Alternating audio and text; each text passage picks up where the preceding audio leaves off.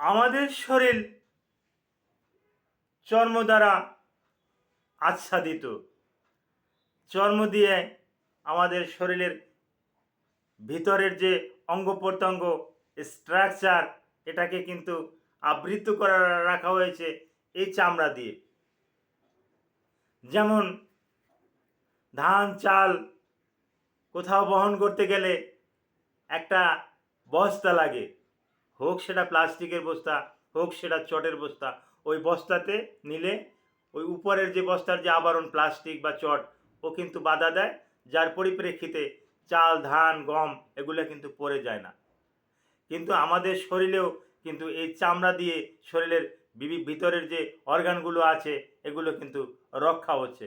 উদাহরণস্বরূপ আমাদের পেটটা যদি পেটের চামড়াটা কেটে দেওয়া হয়, হঠাৎ করে নাড়িভুড়িগুলো কিন্তু বেরিয়ে যাবে। এই চামড়ার উপরেই কিছু লোমকূপ আছে, এর ভিতরে কিছু ঘন লোমকূপ আছে। এই ঘন লোমকূপগুলোর আমি চিকিৎসক তো বর্ণনা দিবই। ঘন লোমকূপগুলোর ভিতরে যেটা পিউবিস হেয়ার, হ্যাঁ পিউবিস হেয়ার, যেটা গোপন অঙ্গের চুল, এই বগলের নিচে কিছু চুল হয়। এই যে চোখের ভুরু, এটাও মাথার চুল, এটাও কিন্তু চুল, এটা চামড়ার উপরে হয়। তো এই এই এই এখানে যে হয়, এখানে একটা রোগও কিন্তু হয়ে থাকে। রোগটার নাম পেডিকুলোসিস পাবিস। রোগটা আমি আবার বলছি, পেডিকুলোসিস পাবিস। এই পেডিকুলোসিস পাবিসটা পিথিরাস পিথিরাস পিউবিস নামক একটা জীবাণু দিয়ে হয়। পিথিরাস পিউবিসটা, এর জীবাণুটার কিন্তু আবার পাখনা নাই, এ হাঁটে হেঁটে হেঁটে যায় উকুনের মতন। ওয়ান কাইন্ডস অফ লিকই বলতে পারেন। এই এই লিক দিয়েই কিন্তু এটা হয়। তো পেডিকুলোসিস পাবিস, আবার বলছি পেডিকুলোসিস পাবিস, এটা ঘন লোমকূপের ভিতরে কিন্তু এটা হয়ে থাকে। বিশেষ করে যারা এই লোমকূপটা পরিষ্কার করেন না, তাদের ক্ষেত্রে কিন্তু এটা বিদ্যমান। কেউ কেউ বলতেছে এটা sexual transmit disease, STD STI এর সাথেও তুলনা করছে, এবং দেখা গেছে যে না, তারও কতগুলো যুক্তি আছে। কারণ ওই পিউবিস হেয়ারে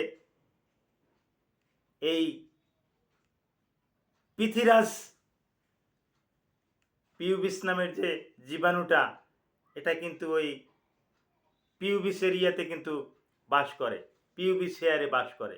তো ওখানে যৌন সঙ্গমের পরিপ্রেক্ষিতে একের শরীর থেকে অন্যজনের শরীরে কিন্তু এটা কিন্তু ট্রান্সফার হয়ে থাকে, যার কারণে এটাকে কিন্তু এসটিডি এসটিআই অর্থাৎ sexual transmit infection, sexual transmit disease এর অন্তর্গতও কিন্তু এই রাখা হয়েছে। তো পেডিকুলোসিস পাবিস এর লক্ষণ হলো পিউবিস এলাকাতে দিনে না রাতে বেশি বেশি চুলকানো, চুলকাতে চুলকাতে অধৈর্য হয়ে যায়, চামড়া লাল হয়ে যায়, কোনো কিছুর সংস্পর্শে আসলে ওটা তখন আরও বেড়ে যায়। তাপমাত্রার তারতম্য হলে, অর্থাৎ প্রচণ্ড শীতেও বাড়ে, প্রচণ্ড গরমেও কিন্তু এটা বাড়ে। ওই ওটাকে আমি আবার বলছি, পিথিরাস পিউবিস জীবাণুটার নাম। এটা অত্যন্ত গরমও সহ্য করতে পারে না, অত্যন্ত ঠান্ডাও সহ্য করতে পারে না। তো এটা গরম এবং ঠান্ডায় কিন্তু এটা বেড়ে যায়, যার পরিপ্রেক্ষিতে রোগী ওই প্রচণ্ড গরমেও অধৈর্য বোধ করে, প্রচণ্ড ঠান্ডাতেও অধৈর্য বোধ করে।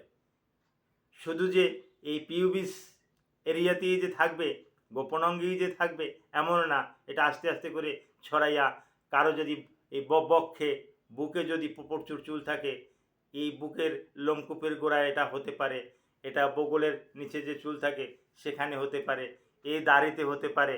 দাড়িতে হবে, যদি কারো গোঁফ থাকে গোঁফে হবে, এই যে চোখের যে ভুরু, এই চোখের ভুরুতে হবে, মাথার চুলেও এটা হতে পারে। তো এটা হলে এর চিকিৎসাও আছে। আপনি একজন ডার্মাটোলজিস্ট দেখাবেন, ডার্মাটোলজিস্ট আপনাকে এর চিকিৎসাটা নির্ধারণ করে দিবে। Thank you all.